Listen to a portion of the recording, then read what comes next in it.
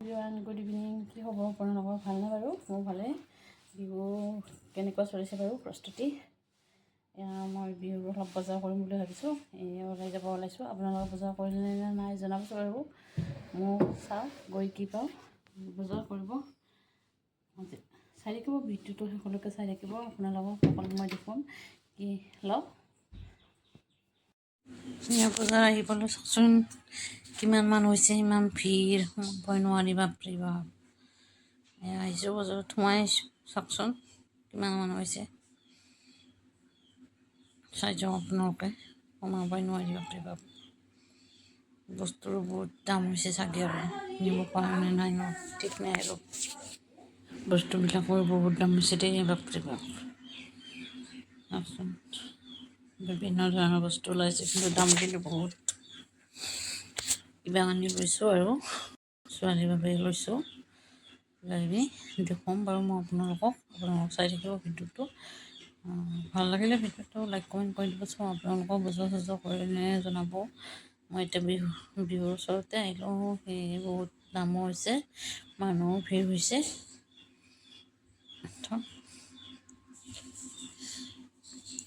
গামোচাও ওলাইছে, কিনা গামোচা, হাতে বোৱা গামোচা নহয় বাৰু, সেইবিলাক কিনা গামোচাহে।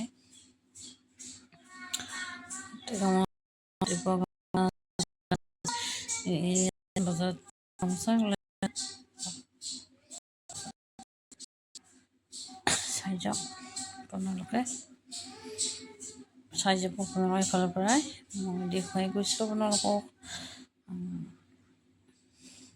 সন্ধিয়াই হৈ গ'ল বজাৰ কৰোঁতে কৰোঁতে। আছে মাছৰ বজাৰ, মাছৰ কিনিম বুলি ভাবিলোঁ আৰু মাছে লৈ যাম। চিলভাৰ মাছ চাইছোঁ আৰু প্ৰায়বিলাকে বহিছে আৰু এটা চিলভাৰ মাছ ল'ম। 8 কেজি 700 পাইছে চাগে চিলভাৰ মাছটোত।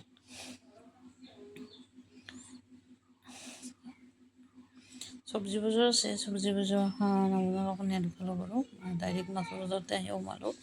এই মাছৰ বজাৰখিনি দেখুৱাই দিলোঁ।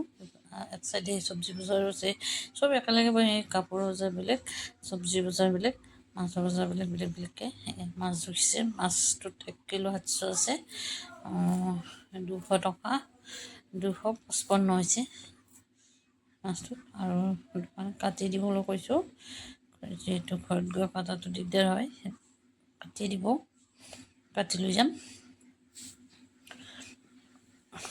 মাছটো ৰাতিপুৱাৰ পৰা সেই হৈছে, অলপ নৰম হোৱাৰ দৰে হৈছে আৰু উপায় নাই আৰু ৰাতিপুৱাৰ পৰা যিহেতু সিহঁতে লৈ আছে, অলপ তেনেকুৱা হ'বয়ে।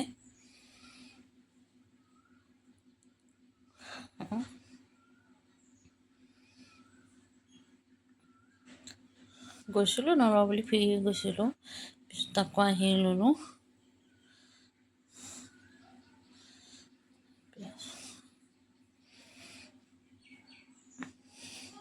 আৰু মই কি বজাৰ কৰিলোঁ দেখুৱাম বাৰু, আপোনালোকক চাব।